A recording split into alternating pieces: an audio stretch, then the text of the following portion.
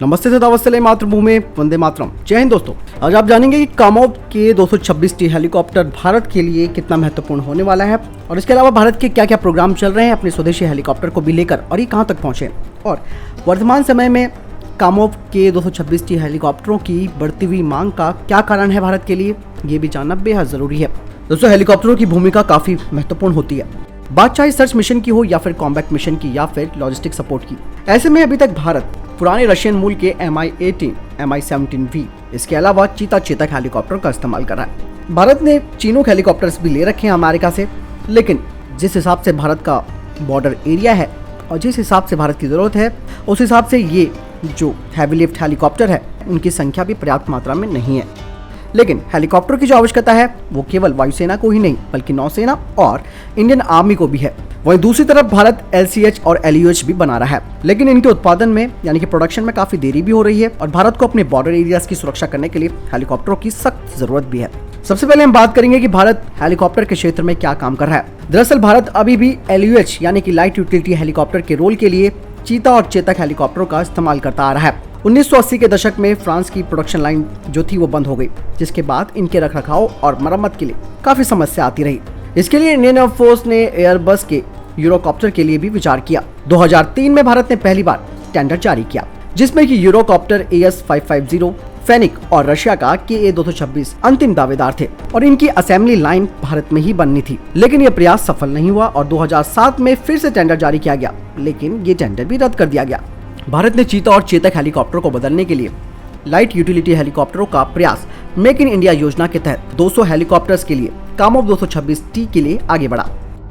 क्या खास है कामोव 226T में, ये भी जानना बेहद जरूरी है।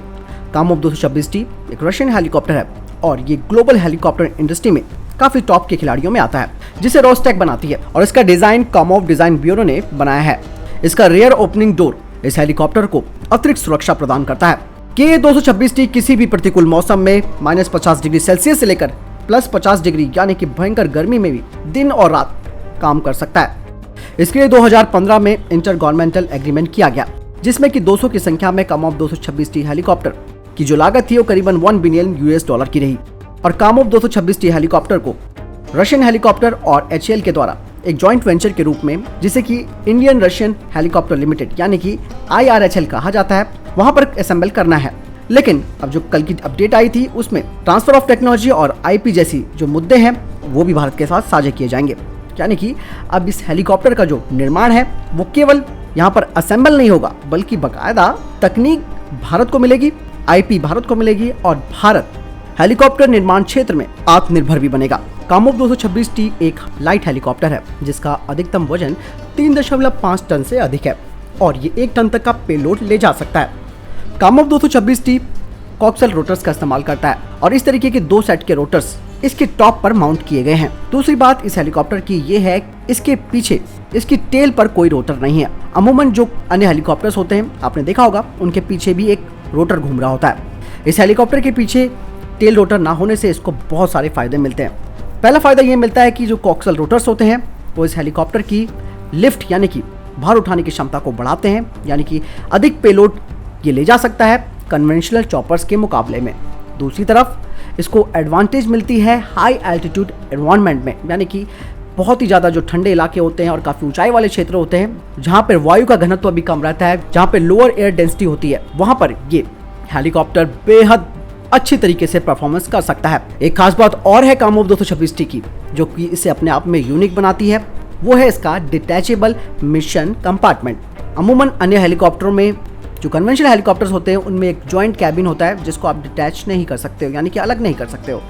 इस तरीके से ये जो कामोव 226T हेलीकॉप्टर है वो अपने आप में अलग अलग रोल के लिए इस्तेमाल किया जा सकता है। चाहे तो आप इसका इस्तेमाल सर्विलांसिंग के लिए कर सकते हैं, कार्गो डिलीवरी के लिए कर सकते हैं और एक और ये जो मेन पॉइंट है जिसको देखते हुए भारतीय वायुसेना को KA-226T हेलीकॉप्टर बेहद उपयोगी लग रहा है।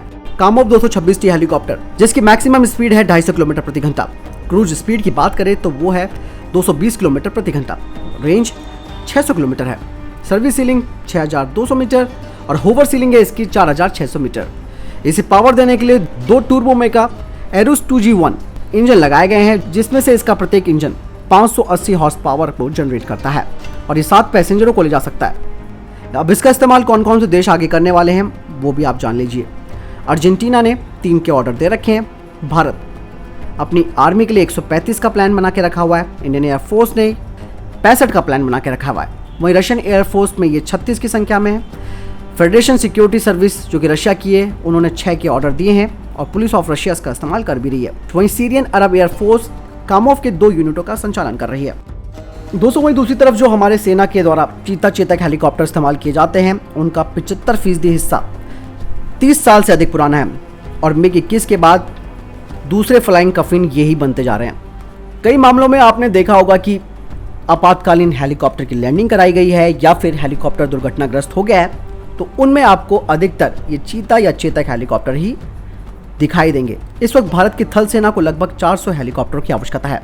वहीं दूसरी तरफ भारतीय वायुसेना ने जो रूसी मूल के Mi-8, Mi-17 हेलीकॉप्टर हैं, जिन्हें कि मीडियम लिफ्ट हेलीकॉप्टर कहा जाता है, और इनमें से एक है Mi-17 V5 हेलीकॉप्टर, जो कि एक नया संस्करण है जिसमें कि एडवांस एवियोनिक्स और हथियार प्रणालियां लगाई गई है। और इस हेलीकॉप्टर को अपग्रेड किया गया है ताकि ये हाई एटीट्यूड वाले हेलीपैड पर आसानी से उतर सके या वहां से उड़ सके, क्योंकि भारत अभी इन हेलीकॉप्टरों का जो कि Mi-17V हेलीकॉप्टर हैं, उनका इस्तेमाल दूर दराज वाले अभियानों, ऊंचाई वाले हेलीपैडों तक रसद सहायता यानी कि लॉजिस्टिक सहायता प्रदान करना, खोज और बचाव और सशस्त्र भूमिका में यानी कि कॉम्बैट रोल में इसका इस्तेमाल भारत कर रहा है। लेकिन भारत ने ध्रुव का उन्नत लाइट हेलीकॉप्टर शामिल किया है, जो HAL के द्वारा बनाया गया 5500 किलोग्राम और ट्विन इंजन मशीन है। ध्रुव एडवांस लाइट हेलीकॉप्टर, जिसे कि हम ALH के नाम से जानते हैं, यह आने वाले समय में Mi-18 को बदल देगा। दोस्तों यहाँ पर एक बात मैं आपको बताना चाहूँगा कि यहाँ पर हम किसी भी तरीके से कोई अटैक हेलीकॉप्टर या फिर किसी कॉम्बैक्ट हेलीकॉप्टर की बात नहीं कर रहे हैं। हम यहाँ पर जो बात कर रहे हैं वो कर रहे हैं मल्टी रोल हेलीकॉप्टर्स के बारे में, क्योंकि ऐसे में आपके दिमाग में अब ये सवाल आ रहा होगा कि भारत ने अपाचे भी ले रखा है। तो दोस्तों अपाचे जो है वो बिल्कुल डिफरेंट कैटेगरी का हेलीकॉप्टर है। वो केवल और केवल लड़ाई के लिए बनाया गया है, लेकिन हेलीकॉप्टर को हम 24 घंटे लड़ाई के लिए तो नहीं रख सकते हैं, उसके अलावा भी काफ़ी सारी चीज़ें हैं। दोस्तों वही बात करते हैं HAL के हेलीकॉप्टर्स की। HAL जिन हेलीकॉप्टर्स को बना रहा है उसमें लाइट ड्यूटी हेलीकॉप्टर जो कि सिंगल इंजन डिज़ाइन पर आधारित है और इसका मैक्सिमम टेक ऑफ वेट है 2700 किलोग्राम का, और इसका ग्लास कॉकपिट है विद मल्टी फंक्शनल डिस्प्ले के साथ, जिसका इस्तेमाल रिकॉग्निजेंस और सर्विलांस रोल के लिए किया जा रहा है। इस हेलीकॉप्टर की जो फ्लाइंग स्पीड है वो 220 किलोमीटर प्रति घंटा है। इसके अलावा इसकी सर्विस सीलिंग है 6500 मीटर की, रेंज 350 किलोमीटर, वो भी 500 किलोग्राम पेलोड के साथ। अभी फिलहाल HAL इन LUH की 127 यूनिट्स पर काम कर रहा है और उसको ये भी उम्मीद है कि आने वाले समय में ये रिक्वायरमेंट करीबन 3 गुना ज़्यादा उनके पास आ सकती है। वहीं दूसरी ओर ध्रुव की बात करते हैं तो ध्रुव का एयरक्राफ्ट ग्रॉस वेट 5.5 टन का, और ध्रुव ALH लाइट और मीडियम हेलीकॉप्टरों की जो बीच की रेखा है वहां पर फिट बैठता है, जहां चेतक हेलीकॉप्टर का AUW यानी कि एयरक्राफ्ट ग्रॉस वेट 2200 किलोग्राम का है और चीता का 1950 किलोग्राम का। और चीता हेलीकॉप्टर केवल 3 पैसेंजर अपने साथ ले जा सकता है, वहीं चेतक 5 लोगों को अपने साथ ले जा सकता है। लेकिन बात अगर करें ध्रुव ALH की तो इसका जैसे कि मैंने कहा कि maximum take off weight 5500 kilogram का है और ये 14 पैसेंजर्स को ले जा सकता है। ध्रुव ALH का जो सीरीज प्रोडक्शन था वो 2001 से ही स्टार्ट हो गया। यह हेलीकॉप्टर ट्विन इंजन सेफ्टी के साथ है। तो यहाँ पर कंक्लूजन दोस्तों ये निकलता है कि अब भविष्य क्या होगा Ka-226T का भारत में। सबसे बड़ी बात है कि मेक इन इंडिया प्रोग्राम के तहत ही भारत में बनेगा। अब तो जैसे मैंने बताया कि हर चीज़ मिल रही है रशिया की तरफ से, जो कि सबसे टिपिकल चीज़ होती है ट्रांसफ़र ऑफ टेक्नोलॉजी, जो कि भारत को एक लेवल और ऊपर ले जाएगा हेलीकॉप्टर विनिर्माण के क्षेत्र में। और ये नहीं, भारत का प्लान ये भी है कि जब प्रोडक्शन शुरू होगा Ka-226T का भारत में, तो उसमें शुरू में 30% तक की जो सामग्री है उसे स्वदेशी रूप से बनाया जाएगा, लेकिन धीरे धीरे इस 30% को आगे बढ़ाया जाएगा और उसको 70% तक लेके जाना है। तब तक जो इक्विपमेंट्स का और कंपोनेंट्स का जो आयात है वो जारी रहेगा, जब तक भारत इस हेलीकॉप्टर के 70% स्वदेशीकरण के स्तर तक नहीं पहुंच जाता। इसके लिए भारत बाकायदा केवल सरकारी कंपनी ही नहीं बल्कि निजी खिलाड़ियों को भी इस कॉन्ट्रैक्ट को फॉरवर्ड कर सकता है और भारत में इस हेलीकॉप्टर के उत्पादन से तीनों सेनाओं को एक बड़ा फायदा मिलेगा और तीनों ही सेनाएं इस हेलीकॉप्टर का इस्तेमाल कर पाएंगी, क्योंकि ट्विन इंजन सुरक्षा वाला हेलीकॉप्टर है जो अलग अलग रोल्स के लिए इसे महत्वपूर्ण बनाता है। और ये सिंगल इंजन जो कि चीता चेतक वाले हेलीकॉप्टर हैं उनकी तुलना में इसकी परफॉर्मेंस भी अच्छी है। दोस्तों अब आपको ये लग रहा होगा कि भाई हमें तो स्वदेशीकरण पर जाना चाहिए, हम क्यों Ka-226T को ज़्यादा प्राथमिकता दे रहे हैं। लेकिन दोस्तों बात अब पहली वाली नहीं है, बात अब ये आ चुकी है कि ट्रांसफ़र ऑफ टेक्नोलॉजी भारत को मिल रही है, इवन आईपी भारत को मिल रहा है, और क्या इससे ज़्यादा क्या लेना चाहेंगे। ये सारी चीज़ें वही हैं जिसका इस्तेमाल हम आने वाले समय में जो हमारे हेलीकॉप्टर्स बन रहे हैं, जिन्हें HAL खुद डेवलप कर रहा है, उसमें इस्तेमाल किया जाएगा। तो ये हमारे लिए फ़ायदे का सौदा है, ये हमारे लिए कोई भी घाटे का सौदा नहीं है, क्योंकि रशिया ने पहली बार इस चीज़ को एक्सेप्ट किया, क्योंकि अंतर्राष्ट्रीय बाजार में उसको ग्राहक नहीं मिल रहे थे, क्योंकि सबके सब यही चाहते हैं कि भैया रशिया थोड़ा अपना हाथ ढीला करे टेक्नोलॉजी के मामले में। तो ये सारी चीज़ें हैं जो भारत को एक अच्छे लेवल पर ले जाएंगी, खास करके हेलीकॉप्टर के विनिर्माण के क्षेत्र में। तो दोस्तों, आपको क्या लगता है इस बारे में? आप कमेंट सेक्शन में लिखकर जरूर बताएं, क्या कामोव 226T हेलीकॉप्टर जो डील है वो भारत के लिए फायदेमंद है या नहीं?